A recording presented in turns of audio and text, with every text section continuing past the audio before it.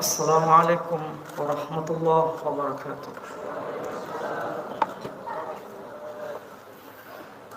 Alhamdulillah Rabbil Alamin. Alhamdulillahilladzi arsala rasulahu bil huda wa dinil haqq liyudhhirahu 'ala ad-dini kullih wa kafaa billahi shahida. Ashhadu an la ilaha illallah wahdahu la syarika lah wa ashhadu anna Muhammadan 'abduhu wa rasuluh la nabiyya ba'da. Qala Allah tabaraka wa ta'ala fil Qur'anil aziz, a'udzu billahi minasy syaithanir rajim. Bismillahirrahmanirrahim. Syahrul Ramadan alladzi unzila fihi al-Qur'an hudan lin-nasi wa bayyinatin minal huda wal furqan. Al-ayah sadaqallah. A'udzu billahi minasy syaithanir rajim. Bismillahirrahmanirrahim. Pada hari ini kita masih bisa menyempatkan waktu kita untuk bersama-sama Qiyamul Lail. Dan sekaligus kita telah melaksanakan ibadah yang amat agung, yakni ibadah puasa di bulan Ramadan. Mudah-mudahan semua amal yang kita lakukan, puasa kita, amal jariyah kita, semua mendapat rahmah dan maghfirah dari Allah Subhanahu wa ta'ala. Saudara-saudara sekalian, tadi saya kutipkan ayat yang termaktub di dalam surah Al-Baqarah, surah kedua, ayat 185. Surah kedua ayat 185 itu, kalau bahasa awamnya, satu-satunya ayat yang menyebutkan nama bulan dalam rangkaian satu tahun, itu hanya termaktub di surah kedua ayat 183. Tidak ditemukan di surah-surah lain ataupun di ayat-ayat lain. Kalau bahasa kampusnya sama dengan hapax legomena, satu-satunya ayat. Dan itu termaktub di surah yang tadi saya baca. Kita tidak menemukan di surah lain maupun di ayat lain. Apalagi di situ ada dua kata kunci utama. Dua kata kunci utama itu menarik kalau kita pelajari. Yakni diawali dengan ungkapan Syahrul Ramadan, yang secara harfiah bermakna bulan Ramadan. Bulan di sini bukan merujuk pada benda secara fisik, bukan qamar dalam bahasa Arabnya, tapi menunjuk pada hitungan, yakni hitungan bulan. Dan dalam bahasa Arab digunakan istilah syahr. Uniknya saudara-saudara sekalian, Al-Quranul Karim itu diturunkan pada abad ke-7 Masehi. Nabi Shallallahu Alaihi Wasallam dilahirkan tahun 571 Masehi. Sedangkan beliau pertama kali menerima wahyu di Gua Hira itu tahun 611 Masehi, pada saat usia 40 tahun. Saudara yang bisa matematika pasti bisa menghitung 571 plus 40 sama dengan 611. Berarti itu masuk kategori abad ke-7 Masehi. Beliau wafat tahun 632 Masehi. Juga masuk kategori abad ke-7 Masehi. Kalau kita merenungkan Al-Quranul Karim, dan itu juga disebutkan di ayat yang tadi saya kutip. Syahrul Ramadan alladzi unzila fihil Qur'an. Jadi bulan Ramadan tidak bisa dipisahkan dari Al-Quranul Karim. Kembali pada pembahasan tadi, bahwa abad ke-7 ketika Al-Quran diturunkan, saintifik tidak seheboh abad sekarang. Digital luar biasa abad sekarang. Kita masuk abad ke-21. Tepatnya tahun 2023. Ini abad 21. Sementara Al-Quranul Karim turun tanzil abad ke-7 Masehi.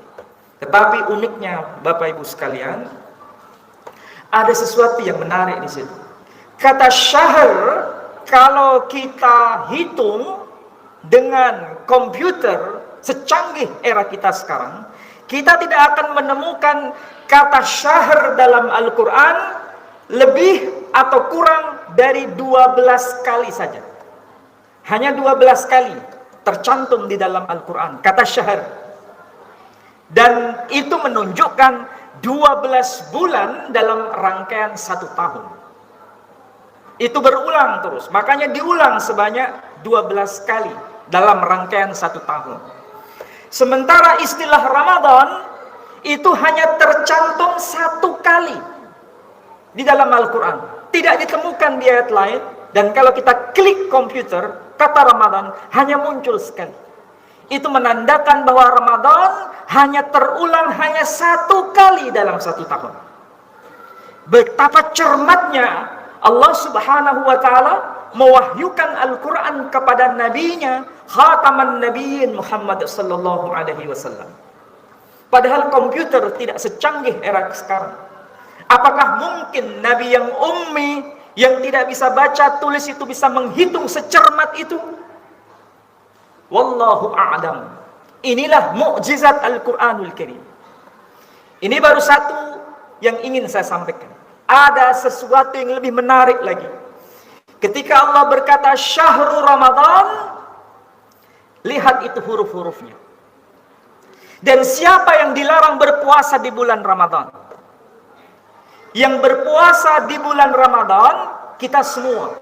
Tapi ada orang-orang yang tidak diperkenankan berpuasa di bulan Ramadan. Itu menunjuk pada 2 kategori. Satu disebut maridun, yang kedua safar. Maridun aw ala safari. Jadi orang yang maridun, lihat itu huruf-hurufnya, nanti dicek dalam Al-Quran. Ternyata ungkapan maridun itu arti harfiahnya orang yang sakit, terdiri atas 5 huruf. Sedangkan orang yang bepergian, yang disebut safar, terdiri atas 3 huruf. Kalau dihitung total, yang tidak diperkenankan berpuasa di bulan Ramadan terdiri atas 8 huruf. Sementara ungkapan syahr Ramadan juga terdiri atas 8 huruf. Apakah ini sebuah kebetulan? Wallahu a'lam. Jadi kalau kata syahr terdiri atas 3 huruf, kata syafar terdiri atas 3 huruf. Kata maridun terdiri atas 5 huruf, kata Ramadan terdiri atas 5 huruf. Wallahu a'lam. Saya tidak bisa menjawab. Tapi inilah fakta Al-Quran. Berarti perintah berpuasa di bulan Ramadan ini bukan perintah biasa. Hanya orang-orang spesial saja yang dipanggil. Kita bisa tahu siapa yang mendapatkan seruan ini dan mengikutinya, dan siapa yang tidak mau mengikutinya. Sudah ada patokannya, yakni ya ayyuhalladzina amanu, wahai orang-orang yang beriman. Ini panggilan Allah kepada mereka yang amat begitu dekat kepada Allah Subhanahu wa ta'ala. Hanya mereka yang mendapat seruan orang-orang yang beriman, yang benar-benar hidupnya intim bersama Allah, dekat bersama Allah.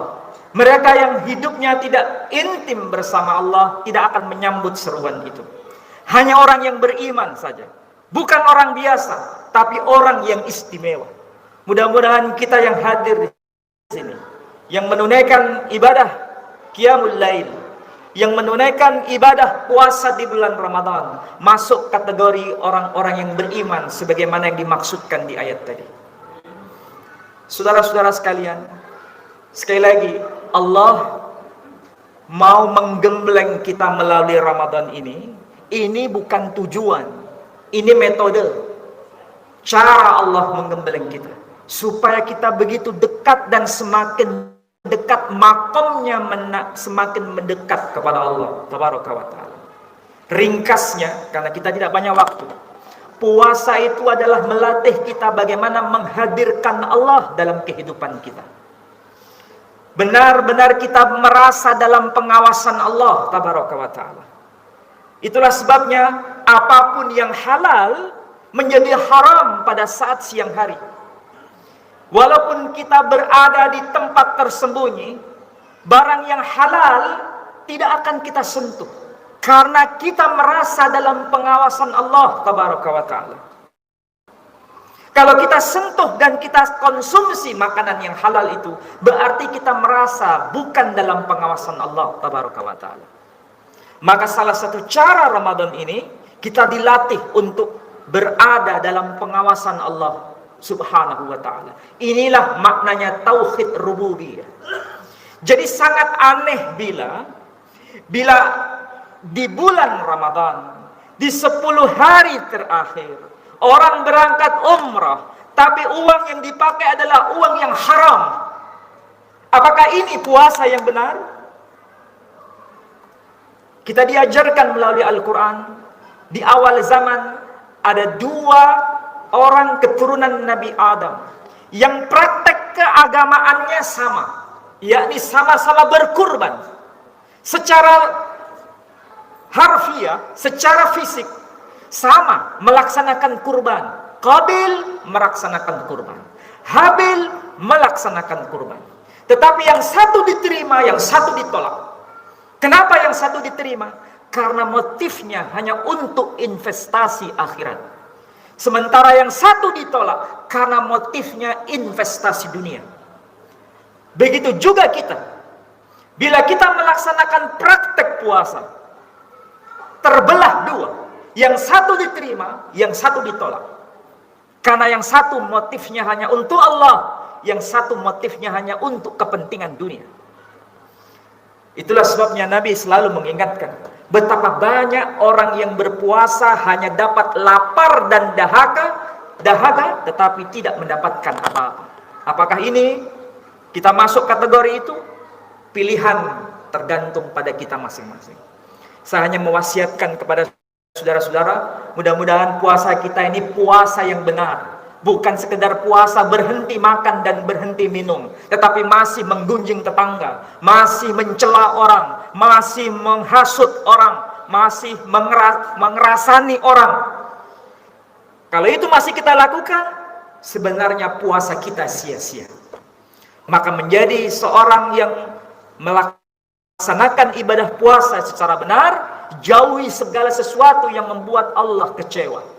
Bukan hanya berhenti makan dan minum, tapi berhenti dari segala sesuatu yang membuat Allah kecewa atas kehidupan kita. Mudah-mudahan apa yang saya sampaikan bermanfaat bagi saudara-saudara sekalian, dan puasa kita hari esok lebih baik dari hari ini. Puasa kita lusa harus lebih baik dari hari esok, sehingga makom kita dinaikkan dari hari ke hari makomnya oleh Allah Subhanahu wa Ta'ala. Saya kira demikian, mudah-mudahan manfaat. Saya akhiri dengan Assalamualaikum warahmatullahi wabarakatuh.